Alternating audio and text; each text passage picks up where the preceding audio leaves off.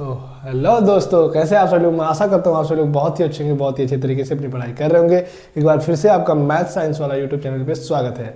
मैं आज इस वीडियो में बताऊंगा कि दर्पणों का उपयोग हम कहाँ पर करते हैं, क्यों करते हैं, कैसे करते हैं। ठीक है, इनका हमारे जीवन में दर्पणों का उपयोग करना हमें क्यों आवश्यक है। ठीक है, इन सभी बातों पर हम इस वीडियो में चर्चा करने वाले हैं। तो इस वीडियो में इस बात को बताने से पहले मैं आपको बता दूं कि मैं इस टॉपिक को UP board class 10th science की फिजिक्स का जो पहला चैप्टर है, प्रकाश का परावर्तन और अपवर्तन, जिसे इंग्लिश में reflection, light of reflection and refraction कहा जाता है, उस चैप्टर से रिलेटेड यही टॉपिक है दर्पणों का उपयोग। हम दर्पणों का उपयोग कहाँ करते हैं, ठीक है, कहाँ कहाँ दर्पणों का उपयोग हम अपने रोज़मर्रा की ज़िंदगी में करते हैं। तो ठीक है, वीडियो को स्टार्ट करते हैं। तो बात करते हैं कि दर्पणों का उपयोग करते कहाँ हैं। तो दर्पण जैसे एक होता है हमारा अवतल दर्पण, एक होता है हमारा उत्तल दर्पण, एक होता है समतल दर्पण। समतल दर्पण का उपयोग प्राय भी किसी भी वस्तु का का प्रतिबिंब देखने के लिए उपयोग करते हैं। ठीक है, समतल दर्पण का उपयोग। फिर बात करते हैं अवतल दर्पण। अवतल दर्पण का जो डायग्राम होता है अवतल दर्पण का चित्र कुछ इस प्रकार से बनता है। ठीक है, ये हमारा है कांच का खोखले गोले का कांच का टुकड़ा, यहाँ पर हमने पॉलिश किया। अब ये हमारा बन गया क्या, अवतल दर्पण। क्या बन गया, अवतल दर्पण बन गया। ठीक है, अवतल दर्पण बन गया। अब इस दर्पण का उपयोग हम कहाँ करते हैं। ठीक है, अवतल दर्पण का उपयोग हम कहाँ करते हैं। ठीक है, तो अवतल दर्पण क्या करता है, चेहरे किसी भी वस्तु का बड़ा प्रतिबिंब बनाता है। ठीक है, बड़ा प्रतिबिंब बनाता है और वास्तविक प्रतिबिंब बनाता है। ठीक है, तो उसी तरह से अवतल दर्पण का उपयोग चेहरे को सीधा तथा बड़ा प्रतिबिंब देखने के लिए किया जाता है, बड़ा प्रतिबिंब को देखने के लिए किया जाता है। ठीक है, अवतल दर्पण का उपयोग प्रायः किसी भी वस्तु का उस वस्तु से बड़ा प्रतिबिंब देखने के लिए किया जाता है। चाहे वह डॉक्टर हो, डॉक्टर मरीज के दांत, कान, नाक इत्यादि को देखने के लिए अवतल दर्पण का उपयोग करते हैं। क्योंकि जो हमारा अवतल दर्पण होता है, किसी भी वस्तु का जो प्रतिबिंब बनाता है वह वस्तु के आकार से बहुत बड़ा होता है, वस्तु के आकार से बड़ा बनता है। इसीलिए जब बड़ा बनेगा तो हमें अच्छे से दिखाई देता है। इसीलिए डॉक्टर मरीजों के इलाज में उनको देखने के लिए, जैसे दांत हुआ, आँख हुआ, कान हुआ, नाक हुआ, इन सभी को देखने के लिए, ठीक है, इलाज करने से पहले इन सभी की जांच करने के लिए, देखने के लिए इस दर्पण का उपयोग करते हैं। क्योंकि यह हमारा अवतल दर्पण किसी भी वस्तु का प्रतिबिंब बड़ा बनाता है। ठीक है, फिर बात करते हैं, वही बात है दांतों का बड़ा प्रतिबिंब देखने के लिए। दूसरा है, तो किसी भी, आप समझ लीजिए, चाहे जहाँ किसी भी वस्तु का बड़ा प्रतिबिंब देखना है तो वहाँ पर अवतल दर्पण का उपयोग किया जाता है। ठीक है, अवतल दर्पण का जो परावर्तक तल होता है वह अंदर की ओर दबा होता है। अवतल दर्पण का जो परावर्तक तल होता है, या इसे कहते हैं परावर्तक तल। जिधर पॉलिश किया होता है उसे तो कलर किया हुआ भाग कहते हैं, और जिधर पॉलिश नहीं किया हुआ होता है, वह चमकदार होता है, इसे क्या कहते हैं, परावर्तक तल कहते हैं। क्या कहते हैं, परावर्तक तल कहते हैं। परावर्तक तल उत्तल दर्पण का अंदर की ओर होता है, अंदर की ओर इसे दबा हुआ होता है। ठीक है, अब बात करते हैं उत्तल दर्पण का उपयोग कहाँ करते हैं। तो उत्तल दर्पण होता तो छोटा है, लेकिन इसका जो दृष्टि क्षेत्र है, देखने का क्षेत्र जो है उत्तल दर्पण का बहुत ही अधिक होता है। कि ठीक है, क्यों होता है, क्योंकि जो हमारा उत्तल दर्पण होता है उसका चित्र कुछ इस प्रकार से होता है। ये अंदर की ओर क्या होता है, अंदर की ओर क्या किया जाता है, पॉलिश किया जाता है। तो ये जो हमारा परावर्तक तल है, जिधर पॉलिश नहीं किया हुआ है, एक साइड तो पॉलिश कर दिए, एक साइड पॉलिश नहीं किए हैं, तो ये जो परावर्तक तल है, परावर्तक तल, इसे परावर्तक तल कहते हैं। ये जो परावर्तक तल है ये ऐसे फैला हुआ है, ऐसे, ये ऊपर वाला जो भाग है यह परावर्तक तल है। इसी कारण उत्तल दर्पण का जो दृष्टि क्षेत्र होता है वह बहुत ही अधिक होता है, दृष्टि क्षेत्र। ठीक है, उत्तल दर्पण का। इसलिए जो उत्तल दर्पण होता है इसका उपयोग प्रायः ज़्यादातर इसका उपयोग मोटर गाड़ियों में किया जाता है। क्यों किया जाता है और कहाँ किया जाता है। पहले तो बात करते हैं कहाँ किया जाता है। तो उत्तल दर्पण का उपयोग कोई भी वाहन हो, उस वाहन के अंदर जो चालक की सीट होती है, उस सीट के दोनों साइड, उस सीट के पास ये दर्पणें लगी होती हैं, उत्तल दर्पण। उत्तल दर्पण, अब जैसे आप कार देखते होंगे, कार हुआ, ट्रक हुआ, बस हुआ, कोई भी यातायात के साधन हुए, उसके एक साइड और एक लेफ्ट एक राइट, दोनों साइड दर्पण लगे हुए होते हैं।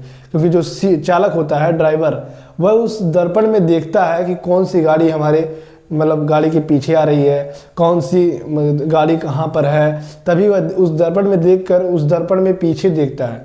तो उस दर्पण में जब देखता है तो दर्पण तो होता है छोटा ही, वह दर्पण कौन सा होता है, उत्तल दर्पण, वह होता है छोटा ही, लेकिन अब छोटे आकार होने के बावजूद भी वह बहुत ही ज़्यादा क्षेत्र कवर करता है, जिससे जो ड्राइवर होता है उसे अच्छे से दिखाई देता है और उस दर्पण में देख करके वह अपने गाड़ी को सुरक्षित निकाल लेता है। इसीलिए चालक के सीटों के पास अवतल दर्पण का उपयोग किया जाता है, क्योंकि इसका दृष्टि क्षेत्र बहुत ही अधिक होता है, ठीक है। और उत्तल दर्पण में सदैव आभासी सीधा प्रतिबिंब बनता है, ठीक है। अब बात करते हैं और एक प्रकार से प्रकाश लैंपों में भी किया जाता है।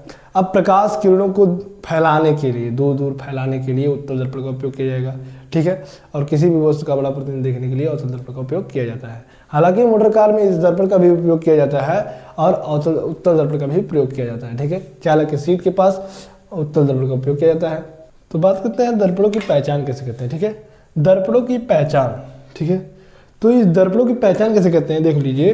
तो दर्पणों की पहचान दो तरीके से होती है। पहला, कोई भी दर्पण हो, मतलब कोई भी मिरर हो, उसे टच करके हम पता कर सकते हैं कि यह समतल दर्पण है, कि उत्तल दर्पण है, कि अवतल दर्पण है, ठीक है।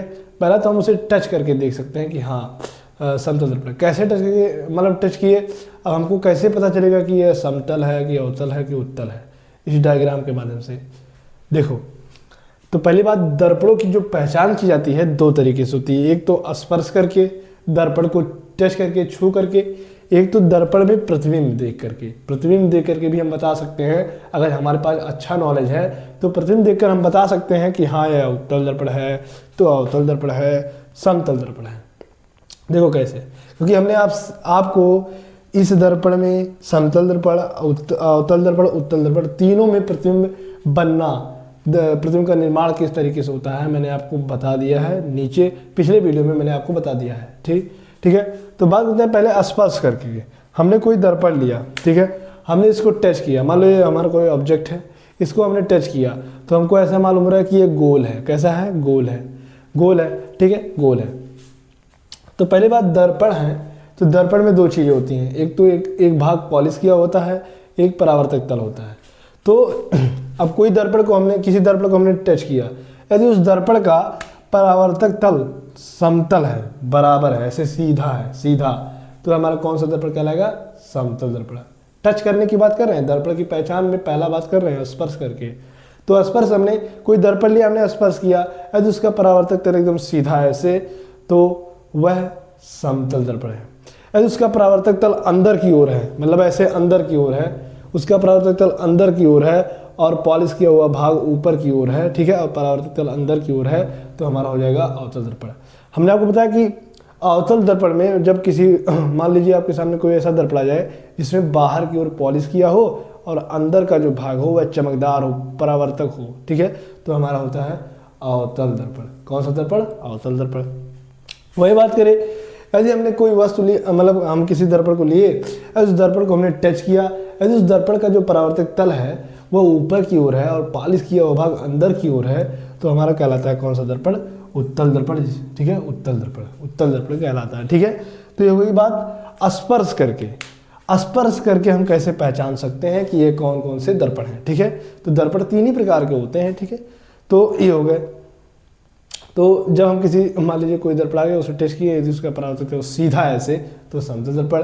परावर्तक तल अंदर की ओर है, पॉलिश किया हुआ भाग बाहर पॉलिश किया हुआ है, तो हमारा अवतल दर्पण। और वही बात करें, परावर्तक तल बाहर की ओर है, उभरा हुआ है और पॉलिश अंदर की ओर किया हुआ है, तो हमारा अवतल दर्पण। स्पर्श करके हम कैसे पता कर सकते हैं, हमने आपको इन डायग्राम के माध्यम से अच्छे से बताया, आपको आई होप समझ में आ चुका होगा, ठीक है। यदि समझ में आ रहा है तो वीडियो को लाइक किया दो यार। लाइक करने से वीडियो और ग्रोथ में चलता है, जिससे और लोग देखते हैं और लोग को अच्छे तरीके से समझ में आता है, ठीक है। चैनल पर नए तो चैनल को सब्सक्राइब कर दो प्लीज़। तो अब बात करते हैं दूसरे तरीके से, तो प्रतिबिंब देखकर। अब हम प्रतिबिंब देखकर कैसे बता सकते हैं कि समतल दर्पण और या उत्तल दर्पण है या अवतल दर्पण है, ठीक है। अब देखो, हमने आपको बताया कि जो समतल दर्पण में हो, किसी भी वस्तु का प्रतिबिंब सदैव वस्तु के आकार के बराबर बनता है। और कैसा बनता है, सीधा बनता है, आभासी बनता है। वही बात करें अवतल दर्पण में। अवतल दर्पण में जब हम किसी वस्तु को, मतलब दर्पण के पास लाते हैं तो उसका प्रतिबिंब सीधा बनता है और वस्तु से बड़ा बनता है। लेकिन जब हम किसी वस्तु को इस दर्पण से दूर लेकर जाते हैं तो उसका प्रतिबिंब उल्टा वस्तु से छोटा बनने लगता है इस दर्पण में। और इस दर्पण की बात करें, अवतल दर्पण, उत्तल दर्पण, तो उत्तल दर्पण में वस्तु को इस दर्पण के सामने किसी भी एंगल में, किसी भी स्थिति में रखने पर इस वस्तु का प्रतिबिंब सदैव सीधा बनता है और वस्तु से छोटा बनता है। ठीक कि आप कैसे बता सकते हैं, स्पर्श करके कैसे बता सकते हैं। जब हम स्पर्श करेंगे यदि सीधा है तो हमारा समतल, यदि परावर्तक तल अंदर की ओर है तो हमारा अवतल, परावर्तक तल बाहर की ओर है तो हमारा उत्तल। स्पर्श करके प्रतिबिंब दे करके वस्तु से छोटा तो उत्तल, वस्तु के आकार के बराबर तो हमारा समतल, और वस्तु के मतलब वस्तु के मतलब दर्पण के पास ले जाने पर बड़ा, वास्तविक, सीधा, और दूर लाने पर छोटा, उल्टा बनता है तो हमारा अवतल दर्पण। ठीक है, तो ऐसा कौन सा दर्पण है जिसमें, यहाँ से क्वेश्चन बनेगा, जरूर बनेगा कि ऐसा कौन सा दर्पण है कि जिसमें वस्तु को उस दर्पण के सामने किसी भी स्थिति में रखने पर वस्तु का जो प्रतिबिंब बनता है वस्तु से छोटा बनता है तो हमारा होता है उत्तल दर्पण। ऐसा कौन सा दर्पण है जिसमें वस्तु को दर्पण के पास ले जाने पर उसका प्रतिबिंब सीधा वस्तु से बड़ा बनता है, आभासी बनता है, और उससे दर्पण से दूर लाने पर उसका प्रतिबिंब वस्तु से छोटा और उल्टा बनता है तो हमारा होता है अवतल दर्पण।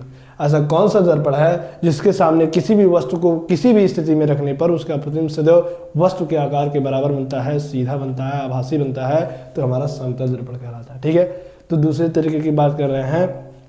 हमने आपको बताया कि तीनों में प्रतिबिंब किस तरीके से बनता है। भाई इससे क्वेश्चन एक पक्का बनेगा। तो प्रतिबिंब को देखकर देखो, पहले हम समतल दर्पण की बात करते हैं। प्रतिबिंब को देखकर मान लीजिए हमारे पास कोई दर्पण है, हम उसके सामने किसी वस्तु को किसी भी एंगल में रख रहे हैं, इस एंगल में रख रहे हैं, इस एंगल में रख रहे हैं, इस एंगल में रख रहे हैं, चाहे ऐसे रख रहे हैं, तो उसका प्रतिबिंब जो है इसके बराबर बन रहा है। हम नोटिस कर रहे हैं कि उसका जो प्रतिबिंब बन रहा है इसके बराबर बन रहा है, और जैसे हम रख रहे हैं उसी तरीके से बन रहा है तो हमारा समतल दर्पण हो जाएगा। कैसा हो जाएगा? समतल। यानी कि जब ऐसा दर्पण जिसके सामने हम किसी भी स्थिति में किसी भी वस्तु को रखने पर उसका प्रतिबिंब सदैव वस्तु के आकार के बराबर बनता है और आभासी सीधा बनता है तो हमारा समतल दर्पण कहलाता है। ठीक है, कौन सा दर्पण? समतल दर्पण। किसी भी स्थिति में रख दिए, जितना बड़ा वस्तु है उतना बड़ा उसका प्रतिबिंब भी बन रहा है। यदि वस्तु के आकार के बराबर उसका प्रतिबिंब बन रहा है तो हमारा कैसा हो जाएगा? और आभासी बन रहा है, सीधा बन रहा है तो हमारा समतल दर्पण हो जाएगा। ठीक है, ये हो गई। अब बात करते हैं उत्तल दर्पण में। समतल दर्पण में प्रतिबिंब देखकर आप बता सकते हैं कि हाँ यह समतल दर्पण है। अब बात करते हैं अवतल दर्पण। अवतल दर्पण में हम बता दें कि जब हम किसी वस्तु को, मान लीजिए हमारे पास कोई दर्पण है, हमें नहीं मालूम कि ये कौन सा दर्पण है, अवतल है कि उत्तल है कि समतल है। अब उसके सामने एक वस्तु को हमने ऐसे रख दिया। ठीक है, उस वस्तु को हमने यहाँ पर रखा, तो यहाँ पर रखा तो हमने नोटिस किया कि इसके बराबर बन रहा है। लेकिन जैसे थोड़ा पास ले जाते हैं तो देखते हैं इसका जो प्रतिबिंब बन रहा है बहुत बड़ा बन रहा है, बड़ा बन रहा है। ठीक है, बड़ा बन रहा है और सीधा बन रहा है। ठीक है, जब हमारे सामने हमें पता ना होगा कौन सा दर्पण है, यदि उसके सामने किसी वस्तु को रख रहे हैं और पास ले जा रहे हैं, और पास ले जाने पर उसका प्रतिबिंब बड़ा बन रहा है और दूर लाने पर उसका प्रतिबिंब छोटा बन रहा है, उल्टा बन रहा है तो हमारा कौन सा दर्पण हो जाएगा? अवतल दर्पण। जब किसी वस्तु का प्रतिबिंब दर्पण के पास ले जाने पर बड़ा सीधा बनता है और दर्पण से दूर लाने पर प्रतिबिंब उल्टा और छोटा बनता है तो हमारा समझ जाना कि वह अवतल दर्पण होता है। ठीक है, अब बात करें उत्तल दर्पण की। तो उत्तल दर्पण में बात करें तो उत्तल दर्पण में मान लीजिए हमारे पास कोई दर्पण है, हमें मालूम ना हो कि हमारा कौन सा दर्पण है, उसके सामने हम वस्तु को किसी भी एंगल में रख रहे हैं तो उसका जो प्रतिबिंब बन रहा है वस्तु से छोटा बन रहा है, छोटा ही बन रहा है, और वस्तु से बड़ा है तो उसका प्रतिबिंब इतना बड़ा बन रहा है। ठीक है, मान लीजिए हमारे पास कोई दर्पण है, हमें नहीं पता कौन सा दर्पण है, उसके सामने एक वस्तु ले गए, उसको हमने वस्तु को इस दर्पण के सामने कहीं पर रखें, चाहे यहाँ पर रखें, चाहे यहाँ पर रखें, चाहे यहाँ पर रखें, चाहे उल्टा रखें, चाहे सीधा रखें, इसका प्रतिबिंब इस दर्पण में छोटा बन रहा है और सीधा बन रहा है। किसी भी एंगल में रखें प्रतिबिंब सदैव सीधा ही बन रहा है, छोटा ही बन रहा है, तो समझ जाना कि हमारा उत्तल दर्पण है। वस्तु के ऐसा दर्पण, मान लीजिए हमारे पास कोई दर्पण है, जब किसी भी वस्तु का प्रतिबिंब दर्पण में वस्तु से छोटा बने, ठीक है, और सीधा बने, आभासी बने तो हमारा उत्तल दर्पण कहलाता है। और जब किसी भी दर्पण में वस्तु को दर्पण के समीप ले जाने पर प्रतिबिंब आभासी सीधा वस्तु से बड़ा बने और दूर लाने पर वस्तु से छोटा उल्टा हो जाए तो हमारा अवतल दर्पण कहलाएगा। और जब हम किसी वस्तु को दर्पण के सामने, मतलब दर्पण के सामने किसी भी स्थिति में रखने पर उसका प्रतिबिंब यदि वस्तु के आकार के बराबर बन रहा है, तो हमारा कौन सा दर्पण हो जाएगा? समतल दर्पण। ठीक है, तो टॉपिक का नाम है चिन्ह परिपाटी, यानी कि जो हमारे उत्तल दर्पण और अवतल दर्पण होते हैं, जिसे इंग्लिश में कॉन्वेक्स और कॉनकेव मिरर कहा जाता है। इन दर्पणों के पीछे, ठीक है, इन दर्पणों के सामने, इन दर्पणों के मुख अक्ष के नीचे, मुख अक्ष के ऊपर कौन कौन सी मतलब चिन्ह हो लिए जाते हैं, किस चिन्ह से इनकी दूरियां मापी जाती हैं, ठीक है, उन सभी के बारे में इस वीडियो में मैं बताऊंगा। ठीक है, तो इस टॉपिक को स्टार्ट करते हैं। क्या है कि ये हमारा है अवतल दर्पण, ये हमारा है उत्तल दर्पण।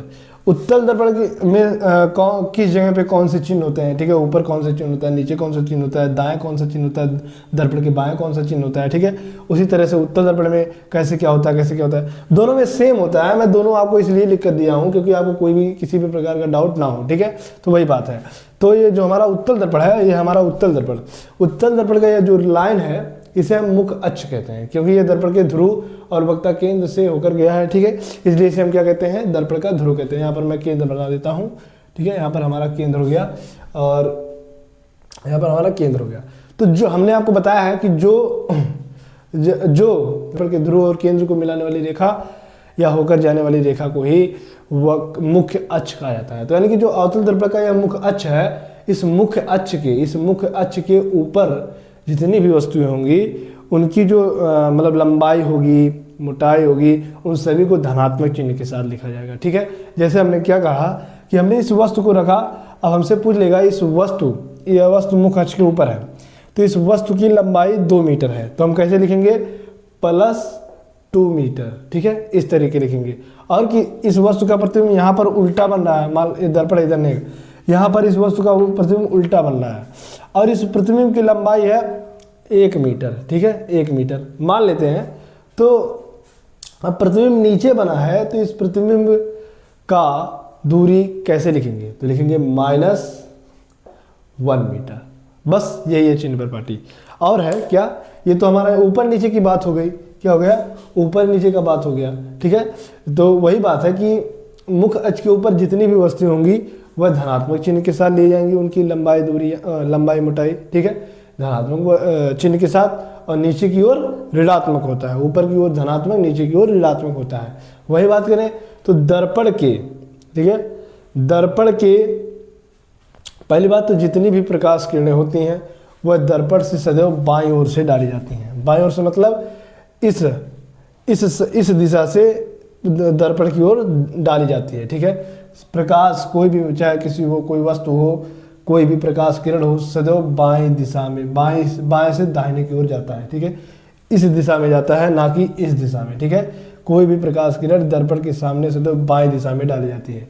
तो जब किसी वस्तु की दूरियां, ठीक है, जब किसी वस्तु की दूरी प्रकाश जाने की दिशा में मापी जाएगी तो उसे धनात्मक चिन्ह के साथ लिया जाएगा। और जब किसी वस्तु की दूरी प्रकाश की विपरीत दिशा में मापी जाएगी, प्रकाश तो इधर जा रहा है लेकिन उसकी दूरी इस साइड मापी जा रही है, तो वह ऋणात्मक चिन्ह के साथ लिया जाता है, ठीक है। सीधी सी बात बता दूं, दर्पण के मुख्य अक्ष के नीचे ऋणात्मक चिन्ह, ऊपर की ओर धनात्मक होता है। कि हमसे यही कह रहा है कि जब किसी भी वस्तु की दूरी प्रकाश की दिशा में मापी जाएगी, प्रकाश तो सदैव बाईं ओर से डाली जाती है, तो जब बाईं ओर से डाली जाएगी तो हमारा क्या होगा? धनात्मक। जब बाईं से मतलब प्रकाश की दिशा में मापी जाएगी तो उसे धनात्मक चिन्ह के साथ प्रदर्शित करेंगे। जब प्रकाश के विपरीत में मापे जाएंगे तो उसे हम ऋणात्मक चिन्ह के साथ प्रदर्शित करते हैं, ठीक है। सेम सिचुएशन दोनों में है। तो आई होप आपको अच्छे से समझ में आएगा। बस इतना समझ लीजिए, मुख्य अक्ष के नीचे धनात्मक ऋणात्मक और मुख्य अक्ष के ऊपर धनात्मक होता है। दर्पण के बाएं साइड, उत्तल दर्पण में दर्पण के बाएं साइड मतलब दर्पण के दाहिने, ठीक है, दर्पण के दाहिने या बाएं अगर वह प्रकाश की दिशा में मापी जा रही हैं, आने की दिशा में, तो वह धनात्मक होंगी। अगर प्रकाश आने की विपरीत दिशा में मापी जा रही हैं तो वह क्या होंगे?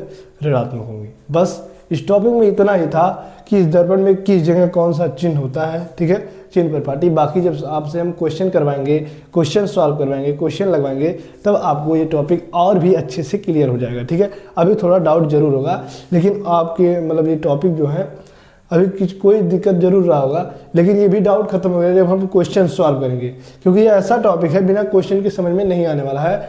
मैं भी अपना पूरा 100% दे रहा हूँ ताकि आपको अच्छे से समझ में आए। तो ठीक है, एक बार फिर से रिपीट कर देता हूँ। मुख अक्ष के ऊपर धनात्मक, नीचे ऋणात्मक, चाहे वह यहाँ हो चाहे यहाँ हो। और प्रकाश के आने की इस तरीके से बात करें तो प्रकाश के आने की दिशा में दूरियां धनात्मक और प्रकाश की विपरीत दिशा में तो ऋणात्मक, चाहे वह अवतल दर्पण हो चाहे वह उत्तल दर्पण हो। ठीक है, बस यही बात थी। तो आज के मतलब इस वीडियो में बस इतना ही था और हमने 3 टॉपिक बताया आपको कि दर्पणों का पहचान कैसे करते हैं, अवतल दर्पण उत्तल दर्पण का उपयोग कैसे होता है, चिन्ह परिपाटी हमने बताया। तो इन तीनों टॉपिक को आपको अच्छे से कवर करना है, अच्छे से मतलब पढ़ना है, समझना है, क्योंकि बिना समझे भाई आप लोग क्लास 10th के MCQ नहीं कर सकते हैं। ठीक है, तो आई होप आपको वीडियो अच्छे से समझ में आएगा।